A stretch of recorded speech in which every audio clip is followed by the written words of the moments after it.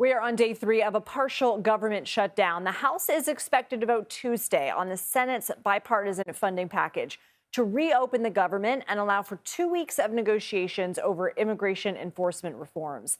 CBS News congressional reporter Taurean Small joins us now. So where do things stand on fully reopening the government?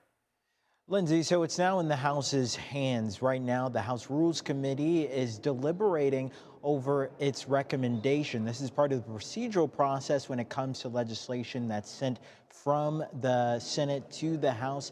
They have to decide whether or not to give it a favorable recommendation where it could then be up for consideration for a full floor vote. It's likely that will happen considering some of the testimony we've already heard from this panel. What I found instructive was what Democrat from Connecticut, Rosa DeLauro, who happens to be the ranking Democrat on the Appropriations Committee, what she had to say. She said she was going to be supportive of this bill, and she was asking her members who were pretty skeptical to support it as well, because in her mind, it gives Democrats leverage to continue to have these conversations around reforms for ICE and the Department of Homeland Security, as that portion of this funding would be only extended for 2 weeks, while the rest of the government would be fully funded. If it receives that favorable recommendation from this panel, Lindsay, then it's off to the floor for a full vote, which House Speaker Mike Johnson told us he's looking to do tomorrow.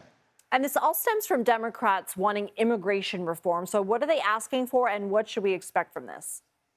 Yeah, they're asking for a lot of things, and I should point out it isn't quite clear their messaging between chambers. While we've heard from some House Democrats who want a full cessation of ICE agents in these cities, we also know that Senate minority leadership, especially Chuck Schumer, has laid out his reforms that would include body cameras, for example, the removal of masks for some of these agents or other face coverings, tighter search warrant rules. He really wants to tighten the reins there for this immigration enforcement, but still wants it to continue to proceed. We also know that this is a bipartisan concern. Some of the images coming out of Minnesota really disturbed some Republicans who were behind this push for this agreement that was brokered between the White House and Senate Democrats. So now we're just waiting to see what that process looks like. But I should once again point out, considering there are a number of Democrats who said they will be supporting this, it's likely once this leaves the panel that it'll head to the floor and receive a vote in favor of this bill sometime soon. It could be as soon as tomorrow, Lindsay. Okay, Taurean Small, thank you so much.